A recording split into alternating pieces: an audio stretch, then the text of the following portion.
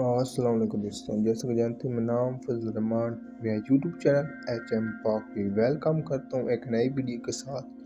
آج ہم آپ کو بتائیں گے کہ دنیا میں ایک مینڈک ایسی بھی ہے جس کی ذریعے وہ جلد سے زہر خارج کرتی ہے۔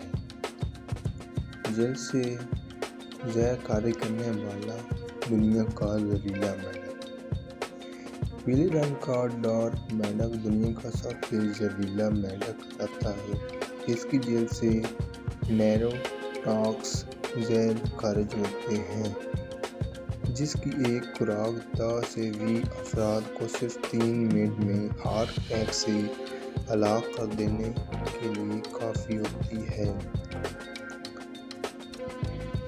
انڈیپنڈنٹ یونیورسٹی کے مطابق مینڈک کے زہر میں موجود الکالوئڈ کینسر سے لڑنے اور دل کو دور کرنے والے اجزاء موجود ہوتے ہیں، لیکن ضروری نہیں ہے کہ اس کے لیے براہ راست زہر کو استعمال کیا جائے۔ تاہم اتنی امید ضرور ہے کہ اس سے مناسب دوائی بنائی جا سکتی ہے۔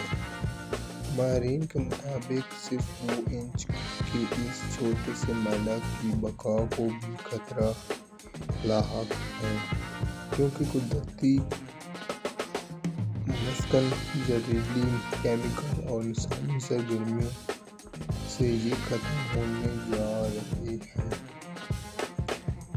جبکہ لائبیریا میں اس مینڈک سے زہریلے تیر بنا کر بڑے جانوروں کا شکار کیا جاتا ہے۔